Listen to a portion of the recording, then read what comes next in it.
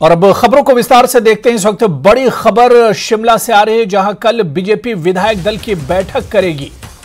यह बैठक नेता प्रतिपक्ष की अध्यक्षता में शाम 7 बजे विले पार्क में आयोजित की जाएगी। इस बैठक में बजट सत्र को लेकर नेता प्रतिपक्ष विधायकों के साथ मिलकर रणनीति तैयार करेंगे। तो शिमला से इस वक्त बड़ी खबर है। आपको बता दें कि कल शिमला में बीजेपी विधायक दल की बैठक होगी। यह बैठक नेता प्रतिपक्ष की अध्यक्षता में शाम 7 बजे पार्क में आयोजित की जाएगी। इस बैठक में बजट सत्र को लेकर नेता प्रतिपक्ष विधायकों के साथ मिलकर रणनीति तैयार करेंगे।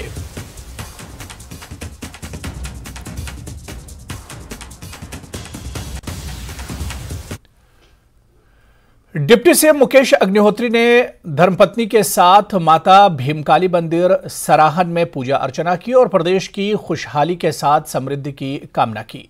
इस मौके पर उन्होंने स्थानीय लोगों की समस्याएं भी सुनी और कहा कि सरकार प्रदेश में धार्मिक पर्यटन को बढ़ावा देगी ताकि पर्यटकों एवं श्रद्धालुओं को बेहतर सुविधा मिल सके। इस दौरान सीएम के साथ कांग्रेस पार्टी के वरिष्ठ पदाधिकारी एवं अधिकारीगण भी उपस्थित थे।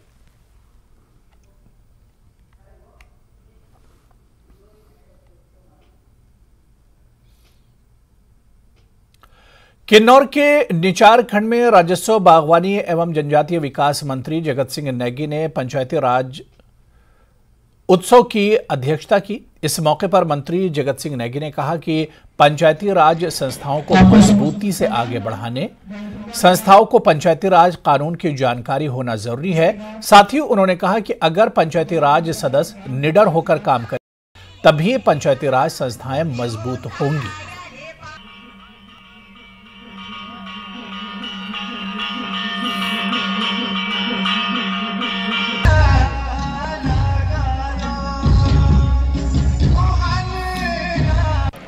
मैं भी पंचायत समिति पू का 1986 से लेकर 5 साल के लिए इसका अध्यक्ष चुना गया था और मुझे भी सौभाग्य प्राप्त हुआ। स्वर्गीय राजीव गांधी जी ने देश के पंचायती राज प्रतिनिधियों को दिल्ली के अंदर बुलाकर पंचायती राज को किस तरह से मजबूती किया जाए उसके लिए विचार रखने का हमें मौका दिया गया। भाजपा ने पालमपुर और धर्मशाला में आक्रोश रैली के जरिए सरकार के खिलाफ प्रदर्शन किया। प्रदर्शन के दौरान पूर्व मुख्यमंत्री और नेता प्रतिपक्ष जयराम ठाकुर मौजूद रहे। इस मौके पर जयराम ठाकुर ने कहा कि उनका मकसद इतनी जल्दी सरकार की खिलाफत करने का नहीं था, लेकिन जिस तरह से सरकार ने आते ही बदले की भावना के तहत कदम उठाए हैं, इससे जनता खुद को ठगा हुआ महसूस कर रही है। 2012 से लेकर 2017 तक कांग्रेस की सरकार में प्रदेश पर करीब 48,000 करोड़ रुपयों का कर्ज था, जो बीजेपी की सरकार में 69,000 करोड़ तक पहुंचा। यहां भी सुक्खू सरकार गलत आंकड़े पेश कर रही है। वहीं इस मौके पर जयराम ठाकुर ने विक्रमादित्य सिंह के उस बयान को लेकर भी निशाना साधा जिसमें विक्रमादित्य सिंह ने नेता प्रतिपक्ष रहे मुकेश अग्निहोत्री से विपक्ष को चलाने के टिप्स लेने की बात कही है। जयराम ठाकुर ने कहा कि वो क्या कहते हैं क्या नहीं, उन्हें वो ज्यादा गंभीरता से नहीं लेते।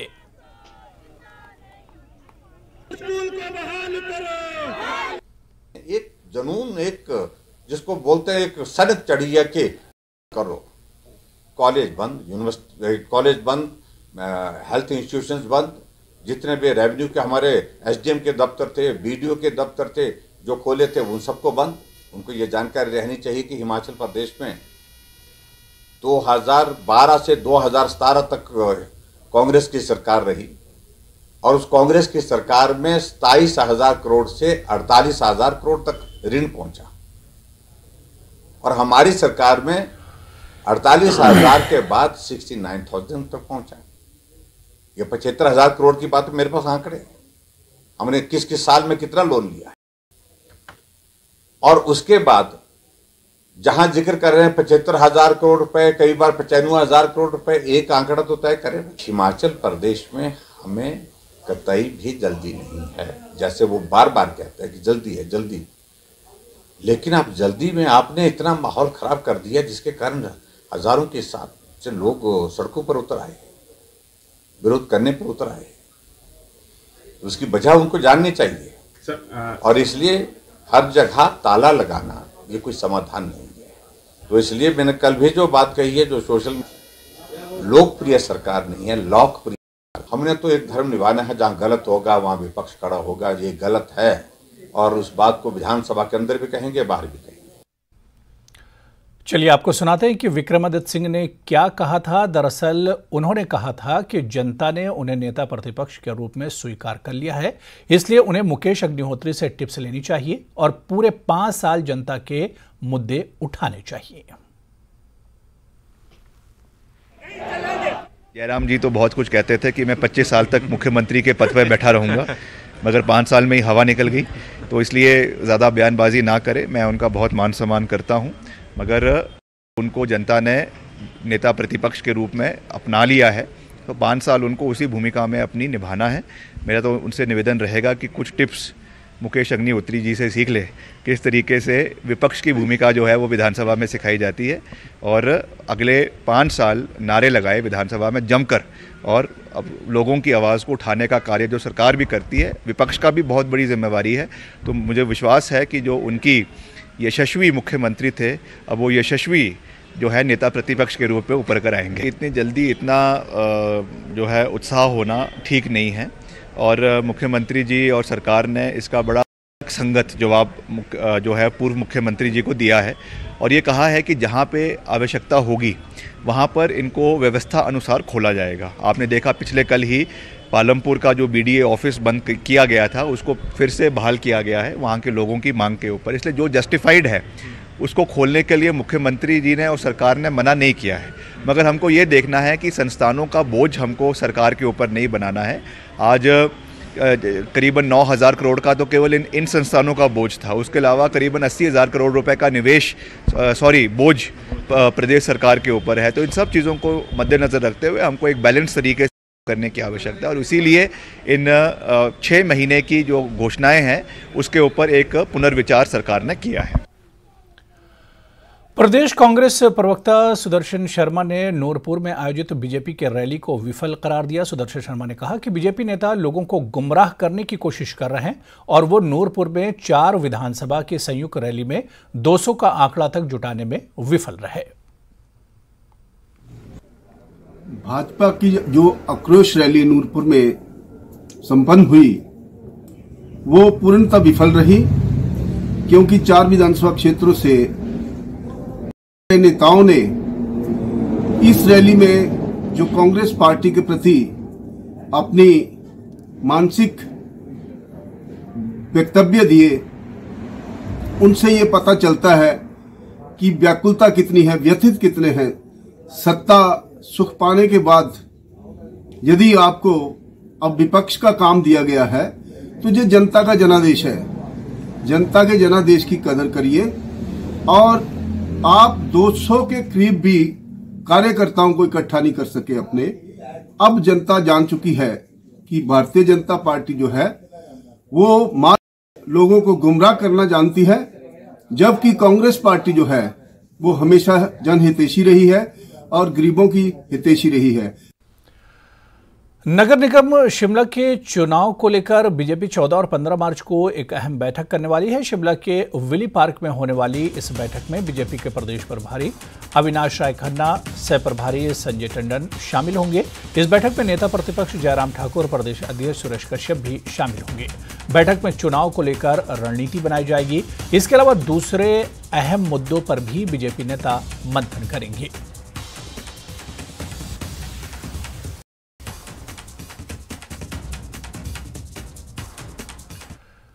शिमला में बीजेपी महिला मोर्चा ने महिला सम्मान दिवस मनाया। स्वर्गीय सुषमा स्वराज के नाम पर कालाबाड़ी हॉल में समारोह का आयोजन किया गया था, जिसमें राज्यसभा सांसद इंदु गोस्वामी ने महिलाओं को सम्मानित किया। इस मौके पर 51 महिलाओं को समाज में उत्कृष्ट कार्यों के लिए सम्मानित किया। कार्यक्रम में पूर्व कैबिनेट मंत्री सुरेश भारद्वाज भी मुख्य वक्ता के रूप में मौजूद रहे।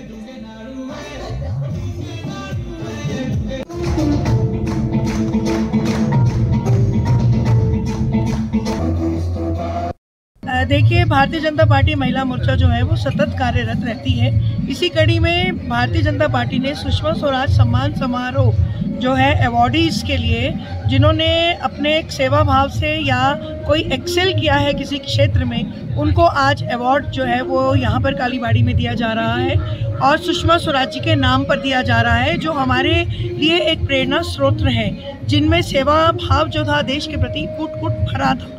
उसी भाव के तहत जो है वो आज हम सुषमा स्वराज सम्मान जो है वो बहनों को दे रहे हैं। सीएम सुक्खू सरकारी आवास हफ्ते में 2 बार जनता से मिलेंगे। इसके लिए दिन और समय भी तय कर दिया गया है। अब लोग प्रति मंगलवार और शुक्रवार को सुबह 9 से 11 बजे तक मुख्यमंत्री से उनके सरकारी आवास ओक ओवर में मिल सकते हैं, जबकि पार्टी कार्यकर्ता प्रत्येक सोमवार को और गुरुवार को शाम 5 बजे से 6 बजे तक सचिवालय में मुख्यमंत्री से मुलाकात कर सकते हैं। इसके अलावा एमएलए, पूर्व एमएलए और अन्य जनप्रतिनिधियों के लिए कार्य दिवस पर दोपहर 3 से शाम 5 बजे का वक्त मिलने के लिए तय किया गया है।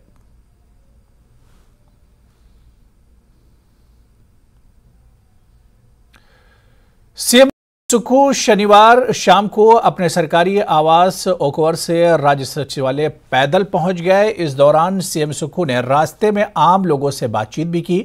आप टीवी स्क्रीन पर तस्वीरें भी देख सकते हैं, जिसमें पैदल जाते हुए सीएम सुक्खू आम लोगों से मिलते हुए दिख रहे हैं। उनसे उन्होंने हाथ मिलाया और बातचीत भी की।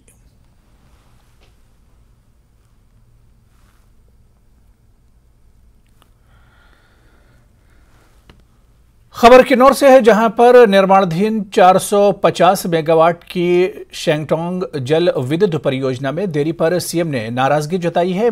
पावर कारपोरेशन की इस परियोजना के लिए साल 2012 में टेंडर हुआ था और नवंबर 2017 तक निर्माण कार्य पूरा होना था, लेकिन यह तय समय में पूरा नहीं हो पाए और इसकी लागत भी बढ़ गई। HPPCL के अनुसार यह प्रोजेक्ट अक्टूबर 2026 तक बनकर तैयार होगा। सीएम ने इस परियोजना को लेकर पावर कारपोरेशन के अधिकारियों से बैठक की और जुलाई 2025 तक प्रोजेक्ट पूरा करने के निर्देश दिए।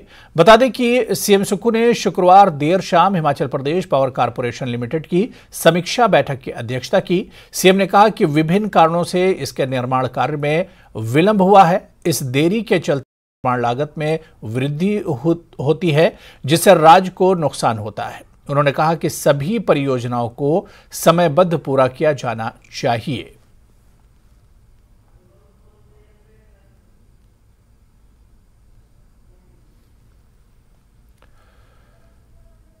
शिमला में राज्यपाल शिव प्रताप शुक्ल से विधानसभा अध्यक्ष कुलदीप सिंह पठानिया ने मुलाकात की। इस दौरान राज्यपाल को पठानिया ने विधानसभा से बजट सत्र से संबंधित तैयारियों की जानकारी दी। इस अवसर पर राज्यपाल के सचिव राजेश शर्मा और विधानसभा के सचिव यशपाल शर्मा भी मौजूद रहे। बागवानी एवं जनजातीय विकास मंत्री जगत सिंह नेगी ने एकलव्य मॉडल रिहायशी विद्यालय के का निरीक्षण किया। इस दौरान उन्होंने लोक निर्माण विभाग के अधिकारियों को निर्माण कार्य में गुणवत्ता सुनिश्चित करने के निर्देश दिए। उन्होंने कहा कि विद्यालयों में बच्चों को सभी सुविधाएं उपलब्ध करवाने के लिए प्रदेश सरकार प्रतिबद्ध है। उन्होंने विद्यालयों के नवनिर्मित भवन का निरीक्षण करते हुए कक्षाओं, कंप्यूटर लैब, पुस्तकालय, छात्रावास और निर्माणाधीन भवनों का भी दौरा किया और निरीक्षण के दौरान घटिया गुणवत्ता के दरवाजे, खराब पेंट जैसी कमियों को तुरंत दुरुस्त करने के निर्देश दिए। लोक निर्माण विभाग के अधिकारियों को उन्होंने आदेश दिया।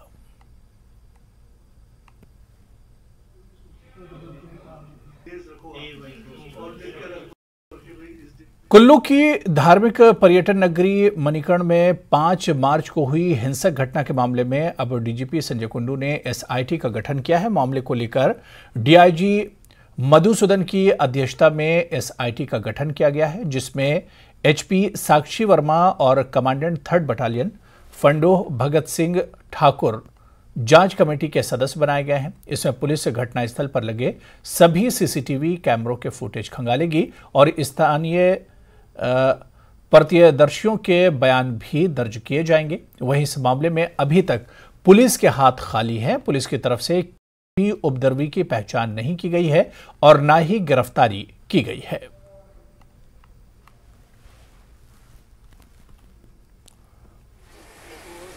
हम ऐसी घटनाओं की निंदा करते हैं और बिल्कुल SIT का गठन हुआ है, उसमें जो भी उपद्रवी थे उन्हें पहचाना जाना चाहिए।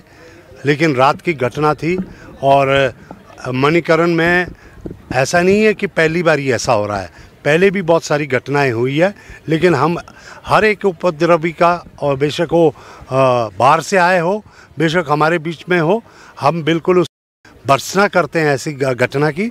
और मैं समझता हूँ उसके साथ में हमारे को बहुत ही जो एक विश्वास के साथ और एक संजीदगी के साथ इस घाटी में पर्यटकों को आना भी हम स्वागत भी करना चाहेंगे।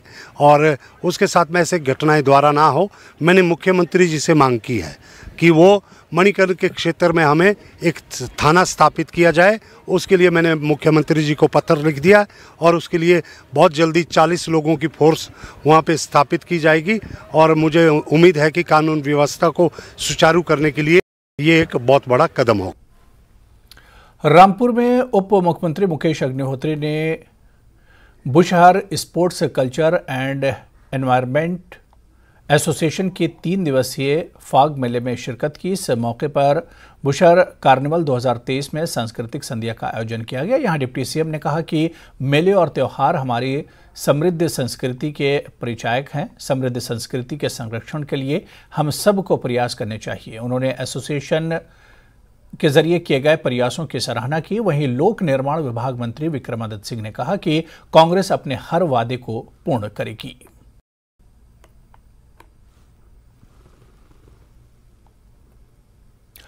लाहौल के सिसु में स्नो मैराथन का आयोजन किया गया। मैराथन में इस्तांबुल, तेहरान, अमेरिका समेत देश विदेश के करीब 250 प्रतिभागियों ने हिस्सा लिया। इस मैराथन में नेवी और आर्मी के जवान भी शामिल हुए।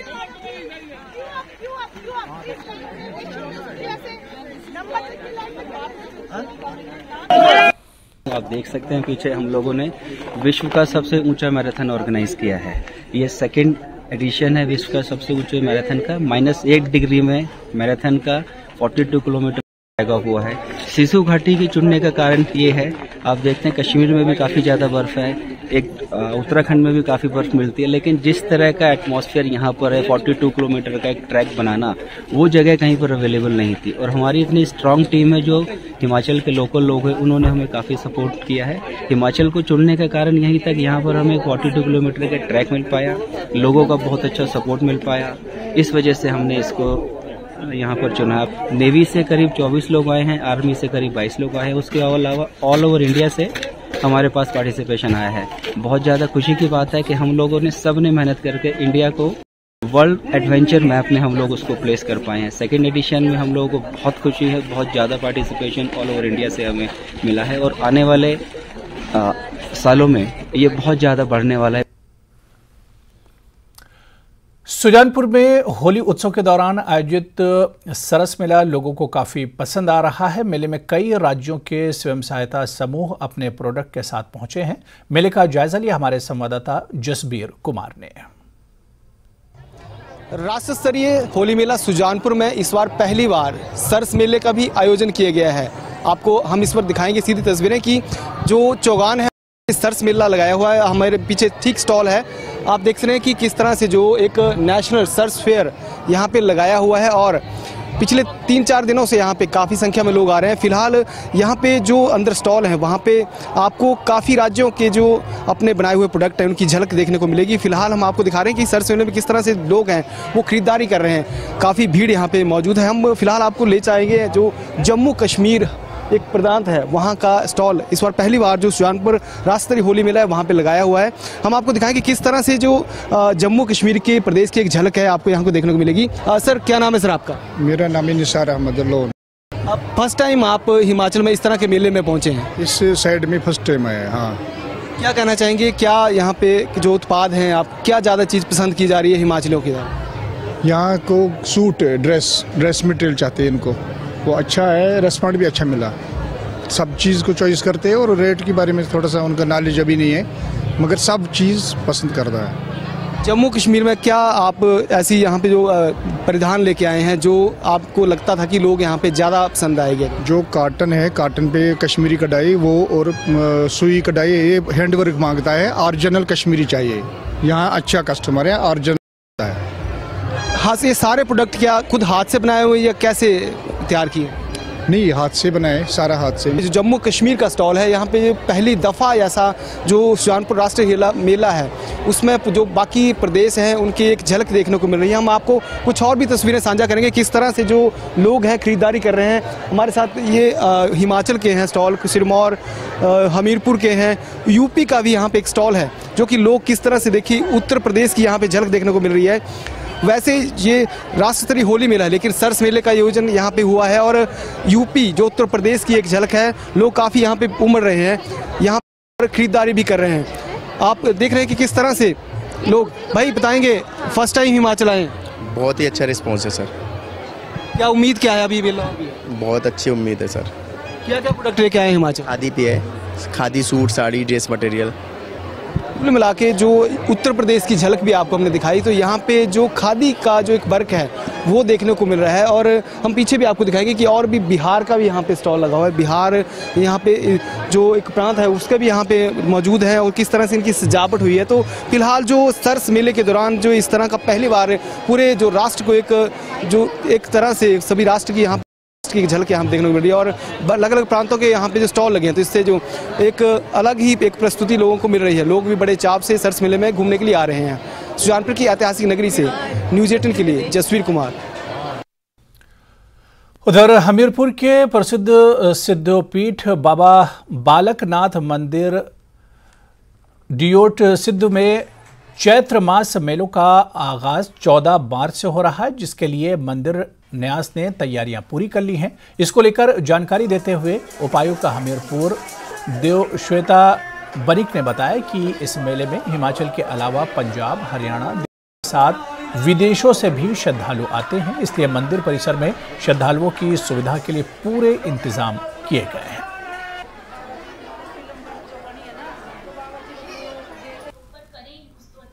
इस वर्ष बाबा बालकनाथ मंदिर डियोट सिद्ध में हमारे चैत्र मास के मेले आरंभ होने ही जा रहे हैं। 14 तारीख को विधिवत जो है पूजा और झंडा रस्म की पूरी प्रथा को निभाया जाएगा और उसी के साथ विधिवत मेले का शुभारंभ भी होगा और लगभग 1 महीने तक के समय में मेला जो है वो चलता रहेगा और उसके लिए लगभग सभी तैयारियां जो है वो पूर्ण हो चुकी हैं। हर संभव प्रयास मंदिर प्रशासन का रहेगा कि श्रद्धालुओं को। और जम्मू कश्मीर से इस वक्त बड़ी खबर आ रही है। टीआरएफ ने फिर धमकी दी है, कश्मीरी पंडितों को धमकी दी है। पीएम पैकेज के कर्मचारियों को यह धमकी दी गई है। तो इस वक्त बड़ी खबर जम्मू कश्मीर से आ रही है। एक बार फिर से आपको बता दें कि टीआरएफ ने फिर धमकी दी है। कश्मीरी पंडित पीएम पैकेज के जो कर्मचारी हैं उन्हें यह धमकी दी गई है। इससे पहले भी टीआरएफ की तरफ से कश्मीरी पंडित पीएम पैकेज जो मुलाजमीन हैं उन्हें इससे पहले भी धमकी दी जाती रही और एक बार फिर से टीआरएफ ने कश्मीरी पंडित पीएम पैकेज के कर्मचारियों को धमकी दी है। तो जम्मू कश्मीर से इस वक्त बड़ी खबर आ रही है जहां पर टीआरएफ से जुड़ी हुई खबर है। टीआरएफ ने फिर एक बार धमकी दी है। कश्मीरी पंडित पीएम पैकेज के कर्मचारियों को ये धमकी दी गई है। तो टीआरएफ की तरफ से इससे पहले भी इस तरह की नापाक हरकतें होती रही और एक बार फिर से टीआरएफ ने कश्मीरी पंडित एम्प्लॉइज को धमकी दी है। इससे पहले भी टीआरएफ ने कहा है कि कश्मीर छोड़कर कश्मीरी पंडित जो एम्प्लॉइज हैं वो चले जाए या उन्हें जान से मार दिया जाएगा, टारगेट किलिंग की जाएगी। इस तरह की बहुत सी धमकियां टीआरएफ की तरफ से आती रही है और एक बार फिर टीआरएफ ने धमकी दी है। हमारे सहयोगी ईशान हमारे साथ फोन लाइन पर जुड़े हुए हैं। ईशान, एक बार फिर से टीआरएफ की नापाक धमकी सामने आई है। जी देखिए, कुछ दिन पहले अगर आपको याद होगा तो सरकार की तरफ से एक इन्फॉर्मेशन आया था जिसमें कहा गया था कि 1000 के करीब जो कमरे हैं वो कश्मीरी पंडित के लिए आइडेंटिफाई किए गए हैं, होटल रूम्स। ये दरअसल जब से राहुल भट्ट की किलिंग हुई थी तो काफी सारे कश्मीरी पंडित पीएम पैकेज एम्प्लॉय जम्मू में धरने पर बैठे थे और धरना खत्म करने के बाद वो डिविजनल कमिश्नर कश्मीर से मिले जहाँ पर उन्होंने ऐसी अकोमोडेशन की इशूज रेज किए और उस मीटिंग के बाद कुछ दिन बाद ही ये रिलीज आया। हालांकि सरकार ने ये बाद में कैंसिल कर दिया था, लेकिन ये हसास इंफॉर्मेशन जो है वो बाहर आई कि जिसमें सरकार ने खुद ये दावा किया था पहले कि 1000 के करीब होटल रूम्स को जो आइडेंटिफाई कर दिया गया और उसी के कंटेक्स्ट में, उसी के पस मंजर में आज एक धमकी आई है जिसमें ये कहा गया है कि ऐसे जो एम्प्लॉइज हैं वो होटल रूम्स में भी सेफ नहीं होंगे। तो कहीं ना कहीं सरकार के लिए चिंता का विषय जरूर होगा, लेकिन एक ऐसा भी सरकार को लग रहा होगा कि वो जो प्रेस रिलीज देते हैं या इन्फॉर्मेशन देते हैं, कहीं ना कहीं उससे जो ऐसे थ्रेट्स आते हैं वो आए हैं, और अब ये देखना होगा कि सरकार इसको लेकर क्या करती है। चलिए, बहुत बहुत शुक्रिया ईशान मानी हमारे साथ इस खबर पर जुड़ने के लिए। तो टीआरएफ ने एक बार कश्मीरी पंडित पीएम पैकेज के कर्मचारियों को धमकी दी है।